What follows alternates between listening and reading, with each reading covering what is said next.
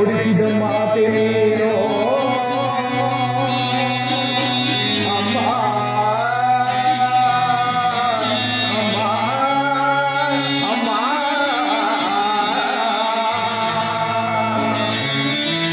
ವನವಾಸನೆ ಪದಿಂದ ಮುನಿಜನ ವನವಾಸನೆ ಪದಿಂದ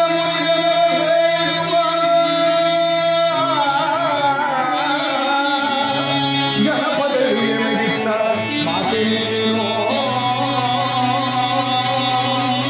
ಅಮ್ಮ ಅಮ್ಮ ಅಮ್ಮ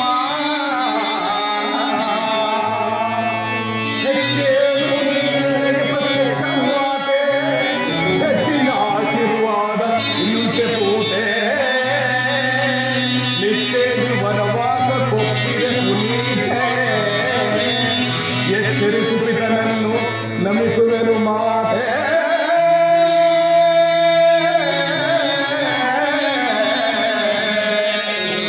ಅಮ್ಮ ಅಮ್ಮ ಅಮ್ಮ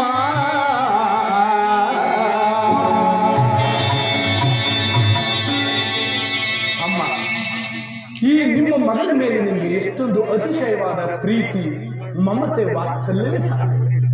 ಈ ಸಮಸ್ತ ಕೋಶಲ ಸಾಮ್ರಾಜ್ಯದ ರಾಜ್ಯಭಾರವನ್ನು ನಾನು ನಿರ್ವಹಿಸಲು ಅಶಕ್ತನೆನಿಸಲು ಭರತನೇ ಇದಕ್ಕೆ ಯೋಗ್ಯನೆಂತಲೂ ತಿಳಿದು ನನಗೆ ಅನೇಕ ಮುನಿಜನರ ಪಾದ ಸೇವೆ ಮಾಡುವ ಸೌಭಾಗ್ಯವನ್ನೇ ಒದಗಿಸಿಕೊಟ್ಟರು.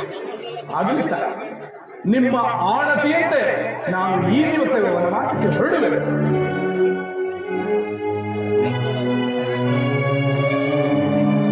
ಜನಕ ಕುಮಾರ, ಜನಕ ರಾಮಚಂದ್ರ, ನಿಮ್ಮ ನುಡಿಗಳಿಗೆ ನಾನು ನಿಮ್ದಾದರೂ ಪ್ರತಿ ಹೇಳಿದರೆ ಎಂದೆಂದಿಗೂ ಸಾಧ್ಯವಿಲ್ಲ ತಂದೆ. ನಿಮ್ಮ ಆದೇಶವನ್ನು ಕಾಯ ವಾಚ ಮನಸ್ಸ ಪರಿಪಾಲಿಸಲು ನಾನು ಸರ್ವದಾ ಸಿದ್ಧನಾಗಿರುವಾಗ ನಿಮಗೆ ಏಕೆ ಈ ವ್ಯಾಕುಲತೆ?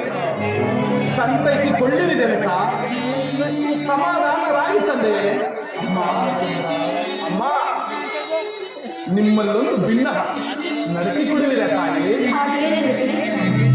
ಅಮ್ಮ, ಇನ್ನು ಮುಂಬರುವ ದಿನಗಳಲ್ಲಿ ತಂದೆಯವರ ರಕ್ಷಣಾ ಭಾರವು ನಿಮ್ಮನ್ನೇ ಹೊಂದಿರುವುದು.